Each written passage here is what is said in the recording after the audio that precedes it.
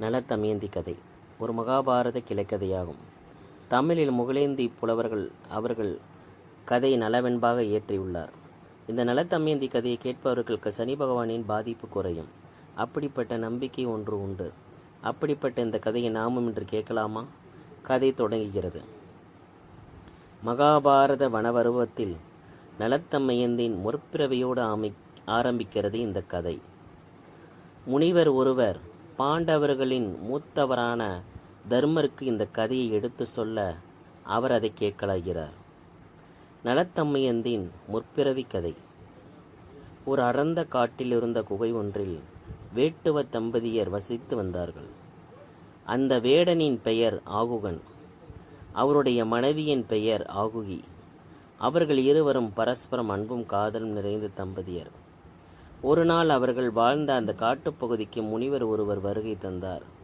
ஆகுகனும் ஆகுகையும் அவரை நன்றாக உபசரித்தார்கள். அந்த நாள் சீக்கிரமே முடிந்து போக அன்றிரவு முனிவர் அவர்களுடனே தங்க வேண்டிய நிர்பந்தம் ஏற்பட்டது. வெளியிலோ பயங்கர குளிர். ஆனால் அவர்கள் வாழ்ந்த குகையோ மிகவும் சிறியது. அதில் இருவர் மட்டுமே தங்க இயலும். ஆதலால் ஆகுகன் தனது மனைவியை தன்னுடன் வெளியே வைத்திருக்க இயலாமல் குகையின் உள்ளே அந்த முனிவர் இருந்தாலும் பரவாயில்லை என்று எண்ணி, நீ ஒரு ஓரத்தில் இந்த ஓரத்தில் தூங்கலாம் என்று அவளை உள்ள உறங்க செய்தான். காலையில் கண் விழித்த முனிவர், எத்தனையோ பேரை நான் பார்த்திருக்கிறேன், ஆனால் தனது மனைவி மீது இவ்வளோ நம்பிக்கை வைத்தவன் எவனுமே இல்லை என்று சொல்லி அவர்கள் இருவரையும் ஆசீர்வதித்தார். ஆனால் கர்ம வினையோ எனவோ சில நாட்களில் மிருகத்தால் அடித்து கொல்லப்பட்டான் ஆகுகன். துன்பம் தாங்காத ஆகுகியும் அவனுடனே இறந்து போனாள். இந்த ஜென்மம் இப்படியே முடிந்து போக அடுத்த ஜென்மத்தில் ஆகுகன் ஒரு நாட்டின் இளவரசனான நலனாகவும் ஆகுகி ஒரு நாட்டின் இளவரசியாக தமயந்தியாகவும் பிறந்தார்கள். முனிவரோ அன்னப்பிறவியாக பிறந்தார். அதன்பின் இந்த 3 பேருக்குள்ளும் எப்படி தொடர்பு ஏற்பட்டது? அந்த ஜென்மத்தில் நலனும் தமயந்தியும் எப்படி காதலரானார்கள்? அவர்கள் வாழ்வில் என்னென்ன பிரச்சனைகள்லாம் வந்தன? அதையே அவர்கள் எப்படியெல்லாம் சமாளித்தார்கள்? இதுதான் நலத்தமயந்தின் கதை. நலன் மற்றும் தமயந்தியின் காதல். நிடத நாட்டு மன்னனின் மகன்தான் நலன். நலன் ஒரு நாள் தனது நந்தவனத்தில் நடந்து கொண்டிருக்கும் போது அழகான அன்னப்பறவை ஒன்றை பார்த்தான். அந்த அன்னப்பறவையை காவலாளிகளின் உதவியுடன் பிடித்து பக்கத்தில் வைத்து பார்க்க அந்த பறவை நலனிடம் பேசியது. நீ மிகவும் அழகாக இருக்கிறாய், அறிவாய் இருக்கிறாய், இந்த நாட்டு மக்கள் மீது பாசமாகவும் இருக்கிறாய். உனக்கொன்று மகாராணி வந்தால் அவளும் அழகாக இருக்க வேண்டும், அறிவாக இருக்க வேண்டும், இந்த நாட்டு மக்கள் மீது பாசத்தோடு இருக்க வேண்டும் அல்லவா என்றது அன்னம். ஆம் என்றான் நலன். அதேதான், அப்படிப்பட்ட பெண்ணொருத்தி இருக்கிறாள், நான் அவளுக்கு உன்னை பற்றி சொல்லவா என்று சொல்லி தமயந்தியின் அழகு அறிவு அனைத்தையும் மன்னனிடம் வர்ணித்தது அன்னம். இதை கேட்ட நலனுக்கு தமயந்தியை பார்க்காமலேயே அவள் மீது காதல் வந்துவிட்டது. பின்னொரு நாளில் நலராஜா, நான் இப்போது தமயந்தியிடம் தூது சொல்லவா என்று உனது அருமை பெருமைகளை எடுத்துரைக்கவா என்று அன்னம் கேட்க நலனும் அதற்கு சம்மதித்தான்.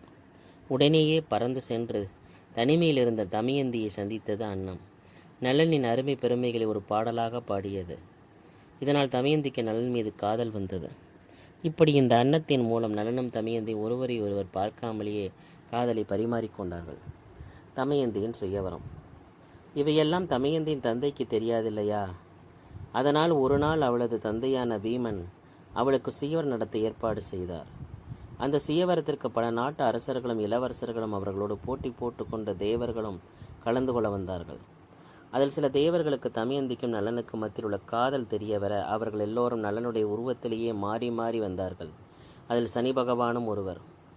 ஆக மொத்தத்தில் சுயவரத்தில் நலனை அடையாளம் கண்டு அவள் கழுத்தில் மாலையை போடும் நம்பிக்கையோடு வந்த தமயந்திக்கு ஒரு குழப்பம் உருவானது.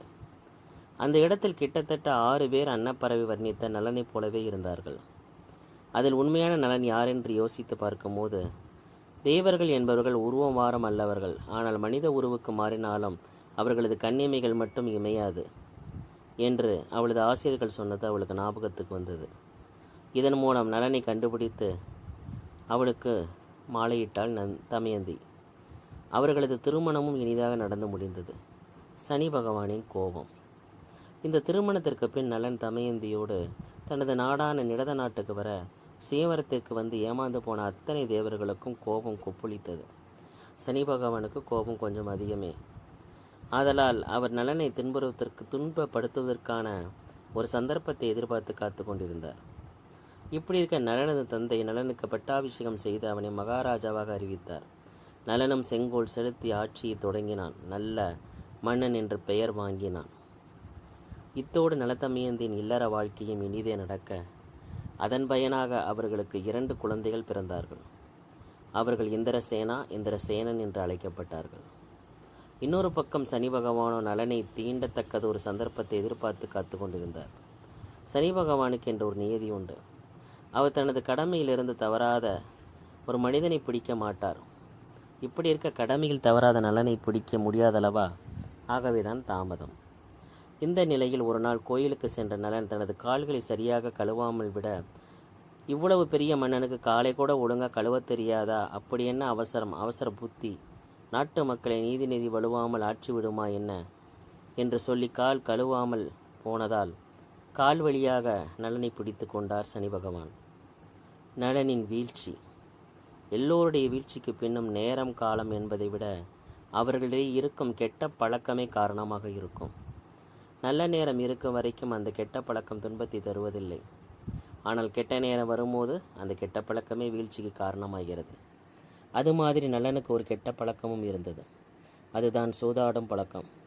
மகாபாரதத்தில் எந்த சூதாட்டம் பாண்டவர்களை தெருவில் நிறுத்தியதோ அதே சூதாட்டம்தான் இந்த நலனையும் தெருவில் நிறுத்த காத்திருந்தது. அதன்படி நலனது அமைச்சரான புட்கரன் ஒரு நாள் நலனை சூதாட அழைத்தான். சூழ்ச்சியின் மூலம் அந்த சூதாட்டத்தில் நலனை தோற்கடித்தான். நலனது நாட்டையும் ஆட்சியையும் பெற்றுக்கொண்டு அவனை காட்டுக்கு வனவாசம் போகும்படி பணித்தான். நாடிழந்த நலன் வேறு வழியின்றி தனது நாட்டை விட்டு வெளியேற தயாரானான். நலனும் தமயந்தியும் வனவாசம் செல்லல். இப்போது நலன் தனது குடும்பத்தோடு வனவாசம் மேற்கொள்ள வேண்டும். யாருடைய கண்ணிலும் படாமல் எங்கேயாவது போய் வாழ வேண்டும். இப்படி தனது அடையாளத்தை தொலைத்துவிடும் சூழ்நிலையில் தமயந்தி தனது 2 குழந்தைகளையும் அவளது பெற்றோருடன் அனுப்பி வைத்தாள். அவள் மட்டும் நலனை பின்தொடரலானாள்.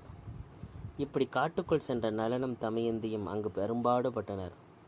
இருவருக்கும் சரியான சாப்பாடு கிடையாது, தண்ணீர் கிடையாது, சோர்ந்து மட்டுமே மிஞ்சியது.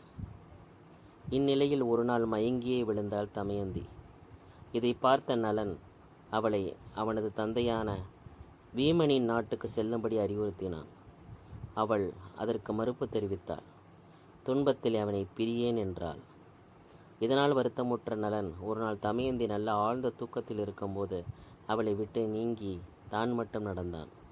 அவன் அவ்வாறு எழுந்து சென்றதற்கு காரணம் வேறென்ன? தான் போய்விட்டால் காட்டில் தமயந்தி தனியாக கஷ்டப்படாமல் அவளது தந்தை வீட்டுக்கே சென்று விடுவாள் என்ற எண்ணம்தான். பார்ட் 2 நாளை தொடரும்.